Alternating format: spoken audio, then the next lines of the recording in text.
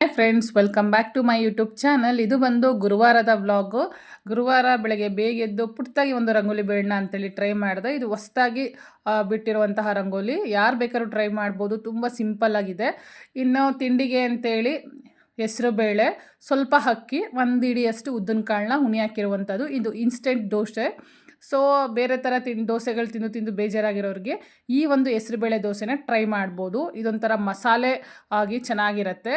So ನಾನು ಸಿಂಪಲ್ಲಾಗಿ ಈರುಳ್ಳಿನೂ ಕೂಡ ಕಟ್ ಮಾಡಿ ಹಾಕೋತಾ ಇದ್ದೀನಿ. ಇದಕ್ಕೆ ಬೇಸಿಕ್ಕು ಒಂದು ಅರ್ಧ ಮುಕ್ಕಾಲು ಗಂಟೆ ನೆನೆಸಿದ್ರೆ ಸಾಕು. ನೆನೆಸಿ ನುಣ್ಣಗೆ ರುಬ್ಕೊಂಡು ಅದಕ್ಕೆ ಬೇಕು ಅಂದರೆ ಇದ್ರ ಜೊತೆಗೇ ಒಂದು ಚಕ್ಕೆ, ಲವಂಗ, ಸ್ವಲ್ಪ ಜೀರಿಗೆ, ಶುಂಠಿ, ಬೆಳ್ಳುಳ್ಳಿ, ಸ್ವಲ್ಪ ಖಾರದ ಪುಡಿ ಹಾಕ್ಕೊಂಡು ರುಬ್ಕೊಂಡು ಕಲಿಸ್ಕೋಬೋದು. ನಾನಿಲ್ಲಿ ಯಾವುದೂ ರುಬ್ಬಕ್ಕಾಕಿಲ್ಲ, ಎಲ್ಲ ಹೆಚ್ಚಿಟ್ಕೊಂಡಿದ್ದೀನಿ. ಚಕ್ಕೆ ಲವಂಗದ ಪುಡಿನ ಬೇಕು ಅಂದರೆ ಹಾಕೋಬೋದು, ನಾನು ಹಾಕಿಲ್ಲ ಇಲ್ಲಿ.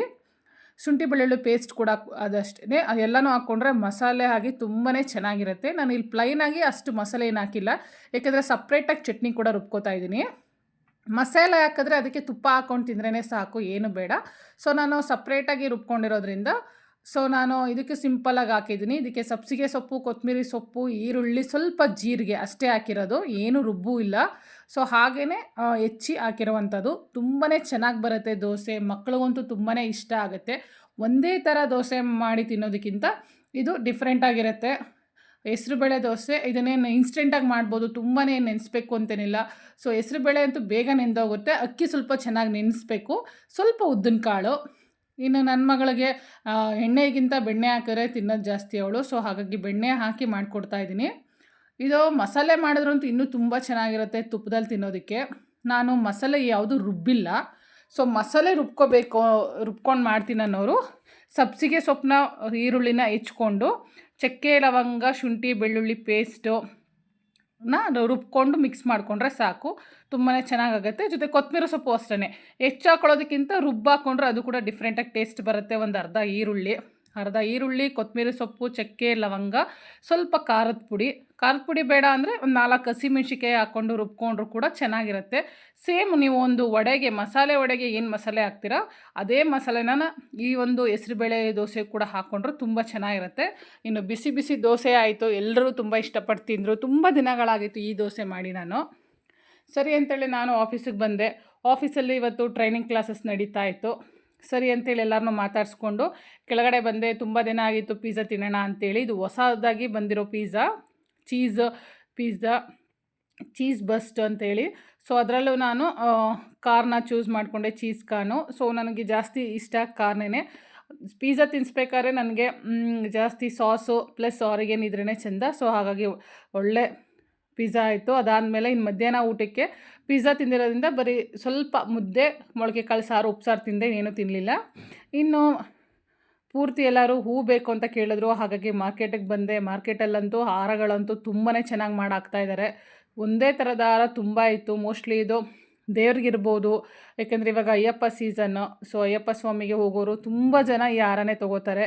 ಇನ್ನು ಸಾಮಂತಿಗೆ ಅಂತೂ ತುಂಬಾ ಬಂದಿತ್ತು, ಬಟ್ ರೈಟು ಕೂಡ ತುಂಬ ಜಾಸ್ತಿ ಇತ್ತು. ಇನ್ನು ಕಟ್ಟಿರೋ ಹೂಗಳು ಅಂದರೆ ಮುಡ್ಕೊಳ್ಳೋದಕ್ಕೆ ಯೂಸ್ ಮಾಡೋ ಎಲ್ಲ ಹೂಗಳಂತೂ ಕಾಸ್ಟ್ಲಿನೇ ಇತ್ತು. ಸೊ ಹಿಮ ಬೀಳ್ತಾ ಇದೆ, ಹಾಗಾಗಿ ಹೂಗಳು ಬರ್ತಾ ಇಲ್ಲ ಅಂತ ಹೇಳ್ತಾಯಿದ್ರು. ಸೊ ಹಾಗಾಗಿ ಅಷ್ಟು ಹೂ ಏನಿರಲಿಲ್ಲ, ಬಟ್ ಇರೋ ಹೂಗಳೇ ತುಂಬಾ ಕಾಸ್ಟ್ಲಿಯಾಗಿತ್ತು. ಸೊ ನನಗೆ ಬೇಕಾಗಿರೋದು ಹೂಗಳು ತೊಗೊಂಡು ಬಂದೆ. ಇನ್ನು ಸಂಜೆ ನನ್ನ ಮಗಳು ಕಬಾಬ್ ಬೇಕು ಅಂತ ಕೇಳಿದ್ಲು ಅಂತೇಳಿ. ಇದು ಆಕಾಶವಾಣಿ ಮೇನ್ ರೋಡಲ್ಲಿರುವಂತಹ ಒಂದು ಮೀನು ಮಾರಾಟ ಕೇಂದ್ರ. ಇಲ್ಲಿ ಬೆಳಗ್ಗೆ ಟೈಮು ಹಸಿ ಮೀನು ಕೂಡ ಸಿಗುತ್ತೆ, ಸಂಜೆ ಟೈಮು ಸೊ ಎಲ್ಲ ಥರದ್ದು ಕಬಾಬ್ಗಳನ್ನ ಹಾಕ್ತಾರೆ. ಚಿಕನ್ ಇರ್ಬೋದು, ಫಿಶ್ ಇರ್ಬೋದು, ಕ್ರ್ಯಾಬ್ ಇರ್ಬೋದು, ಜಿಲೇಬಿ ಇರ್ಬೋದು, ಬಾಂಗ್ಡಾ ಇರ್ಬೋದು, ಜೊತೆಗೆ ಫಿಶ್ ಫಿಂಗರು, ಅದಾದಮೇಲೆ ಪ್ರೌನ್ಸು ತುಂಬ ಚೆನ್ನಾಗಿರುತ್ತೆ. ಲಾಲಿಪಾಪ್ ಕೂಡ ಮಾಡ್ತಾರೆ. ಲೆಗ್ ಪೀಸು ಸ್ವಲ್ಪ ಲೇಟ್ ಆಗುತ್ತೆ. ಇನ್ನು ಉಳಿದಿದ್ದೆಲ್ಲ ಬೋನ್ಲೆಸ್ಸು ಫಿಶ್ ಕೂಡ ಸಿಗುತ್ತೆ, ವಿತ್ ಬೋನ್ ಕೂಡ ಸಿಗುತ್ತೆ. ತುಂಬಾ ಚೆನ್ನಾಗಿ ವ್ಯಾಪಾರ ಆಗುತ್ತೆ. ಇದು ತುಂಬ ವರ್ಷಗಳಿಂದ ನಾನು ನೋಡ್ತಾ ಇರೋ ಅಂಗಡಿ ಇದು.